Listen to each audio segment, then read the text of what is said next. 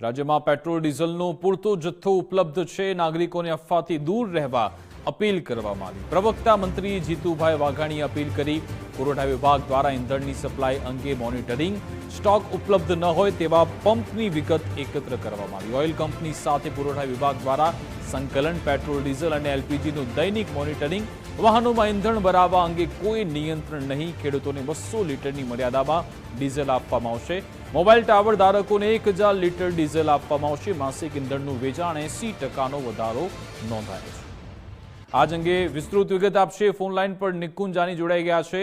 નિકુંજ, ખૂબ જ મહત્વની જાણકારી કહેવામાં આવ્યું કે પૂરતો જથ્થો ઉપલબ્ધ છે, નાગરિકો અફવાઓથી દૂર રહે, એનો મતલબ કે ગુજરાત પાસે પૂરતો સ્ટોક છે ઇંધણનો।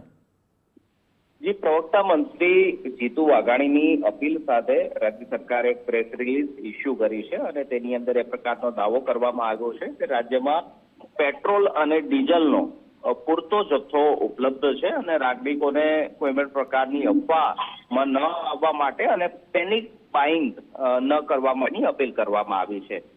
પુરવઠા વિભાગ દ્વારા ઇંધણ સપ્લાય અંગે પણ રાજ્ય સરકાર મોનિટરિંગ કરી રહ્યું છે। સ્ટોક ઉપલબ્ધ ન હોય તેવા પંપોની વિગત એકત્ર કરવામાં આવે છે।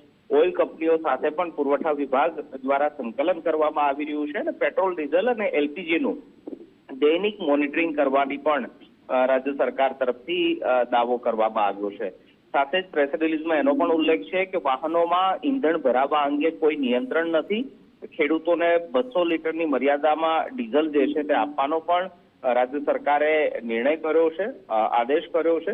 મોબાઈલ ટાવર ધારકો છે તેને 1000 લીટર ડીઝલ અપાશે, તે પ્રકારનો પણ આ પ્રેસ રિલીઝની અંદર ઉલ્લેખ છે અને માસિક ઇંધણનું વેચાણ 80% વધારો થયો છે, તે પ્રકારે પણ રાજ્ય સરકારે આ પ્રેસ રિલીઝ ઉલ્લેખ કર્યો છે। તો પૂરતો જથ્થો ઉપલબ્ધ છે તે પ્રકારનો રાજ્ય સરકારનો દાવો છે અને કોઈ પણ પ્રકારની અફવામાં નાગરિકોએ ન આવવું તે પ્રકારની પણ અપીલ કરવામાં આવી છે। બિલકુલ, આભાર તમામ જાણકારી આપવા બદલ।